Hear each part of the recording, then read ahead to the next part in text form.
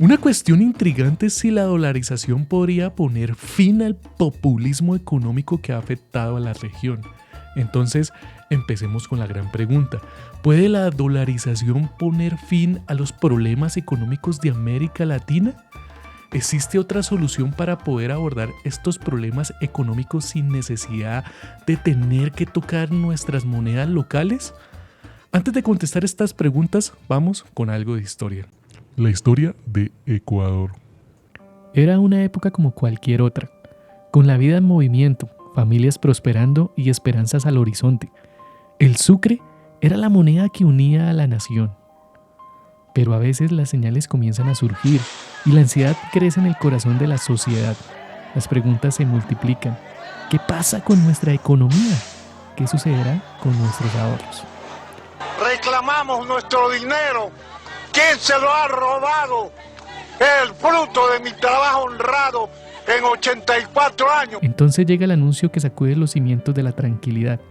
El feriado bancario se declara. En mi calidad de superintendente de bancos, comunico a la opinión pública que la Junta Bancaria ha resuelto declarar un feriado bancario por el día de hoy, lunes 8 de marzo de 1999. Los bancos del país no pudieron abrir sus puertas hoy debido a un feriado bancario dispuesto por la Superintendencia de Bancos. La gente se queda perpleja sintiendo cómo el tiempo se detiene. Las calles se llenan de esperanza y desesperación. La gente hace fila frente a los bancos cerrados. Sus rostros cuentan historias de ansiedad y necesidad. En este momento se revela la vulnerabilidad de una nación.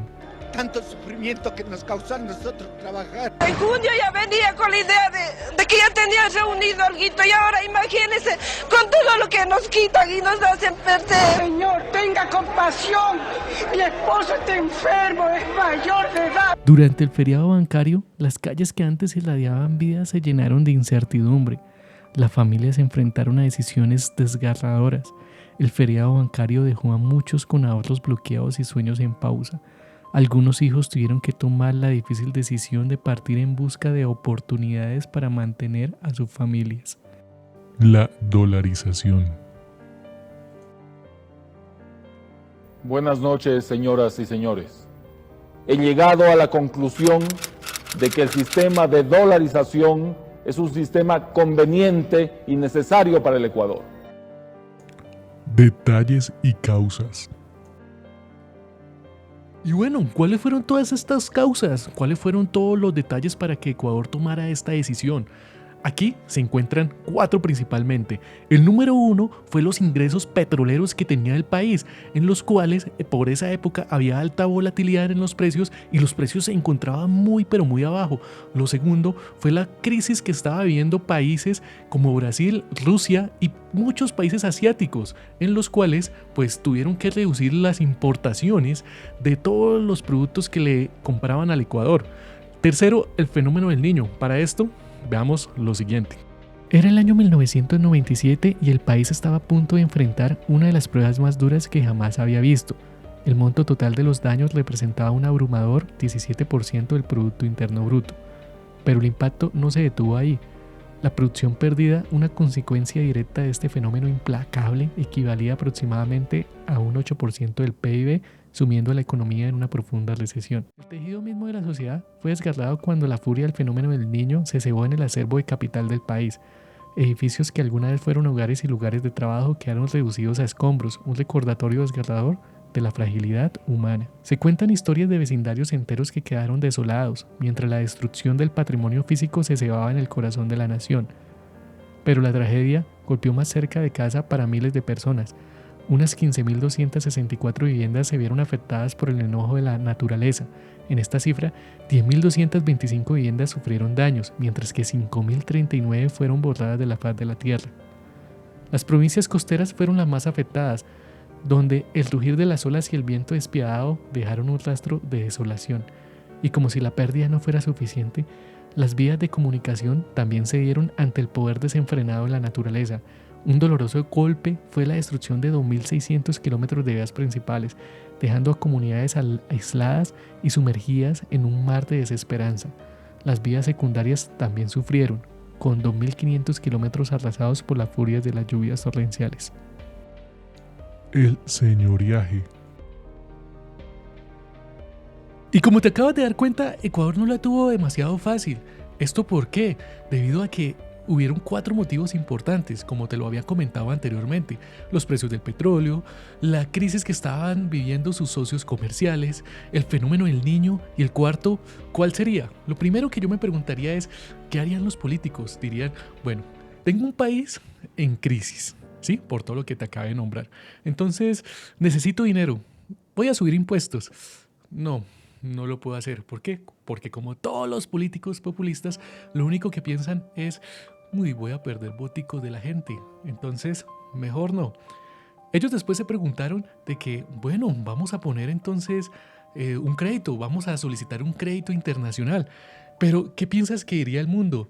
Diría, ¡jue madre! Un país que está tan mal, todo eso, es como muy difícil prestarle, ¿no? Por todo lo que vivieron. Aparte, los políticos que habían tenido en esa época tampoco lo habían hecho de una buena manera.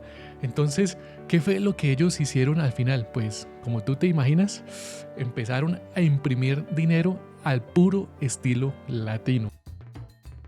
La inflación. Y bueno, muchachos, entonces, ¿qué pasó con toda esta emisión de dinero? ¿Fue bueno? ¿Fue mala? Como ustedes se van a imaginar, esto fue muy malo. ¿Por qué? En estos 2 puntos que están aquí marcados de amarillo, este y este, aquí fue cuando hubo el fenómeno del Niño. Resulta que también por toda esa época pues ya se está imprimiendo dinero, ¿no? Antes ya se está empezando, digamos, como a hacer toda esa emisión de dinero. Resulta que aparte de la emisión de dinero, pues el precio del petróleo estaba un poco mal. Estaba mal, dejémoslo en que estaba supremamente mal. Entonces, cuando tú generas emisión, ¿sí? Que sería el señoriaje, que es cuando un gobierno puede emitir muchos pesos, por ejemplo, muchos sucres en el caso de Ecuador, pues la inflación empieza a subirse. Esto es un impuesto que cada uno como ciudadano pagamos en cada uno de nuestros países, que sería el impuesto a la inflación. Resulta que en todo este motivo, mire cómo empezó a subir la inflación. Ya por acá, 1999 para arriba, ¿sí? Empezó el gobierno a declarar el feriado bancario, ¿sí? Esto volvió una locura a los ecuatorianos. Se empezó a subir la inflación hasta llegar casi a un 98%. Resulta que, como vimos también en el video, en el año 2000 se declara la dolarización del país, viendo como lo último que podía hacer pues el Estado. Como observan también aquí, este sería el 2001, 2002. Resulta que en toda esta época, mira cómo se empieza a bajar y a estabilizar la inflación. Esto fue muy, pero muy impresionante. ¿Por qué? Porque si empezamos a ver, se empezó a caer. Aquí se empezó como a mantener. Aquí hubieron otras cositas, ¿sí? Cuando un país está dolarizado, pues tengan en cuenta que una de las grandes ventajas es la inflación. En Colombia la inflación en este momento, a 26 de agosto del 2023, nosotros terminamos una inflación más o menos con un 13% en el 2022. Ecuador terminó con una inflación del 3.47. Entonces eso es una ventaja, pero impresionante que tiene todo esto. La otra ventaja que tiene la dolarización es que al bajar la inflación, se bajan las tasas también. Imagínate, tú vas a pedir un préstamo para comprar tu casita, tú vas a pedir un préstamo para tu negocio, o una gran multinacional llega, va a pedir un préstamo, pues ¿qué va a decir? Uy, no, aguanta invertir en este país, porque es un país estable, las tasas son más bajas que ir a invertir en otro país. Además, tienen una moneda estable en que los políticos no la pueden tocar, entonces no pueden hacer otra emisión de dinero para volver a destruir el país, como había pasado en todos estos años, como ven aquí antes del 2000. Si se dan cuenta, en todos estos años la inflación iba para arriba. Para terminar el video, tengo que decir 2 cosas. De las ventajas de la dolarización, que les ayuda a los empresarios, por ejemplo, a que tengan una moneda estable, a que el mundo pues diga, jue madre, voy a invertir en Ecuador, hay buenas cosas para hacer allá, ¿sí? Se trae inversión extranjera. Pero eso no quiere decir que no puedan llegar políticos populistas que quieran tumbar esta dolarización, o que simplemente generen políticas y que estas políticas, por ejemplo, causen un poco de desempleo. Si te pareció increíble este video, suscríbete, me ayudas para seguir creando nuevos videos, nuevo contenido. Aparte, escríbeme si tú piensas que la dolarización en un país latinoamericano sería buena idea o no. ¿O qué piensas de Argentina, que posiblemente está próximo a dolarizarse? Gracias a todos ustedes los que se quedaron al final de este video. Suscríbete para más conocimiento financiero. Dale like y comparte.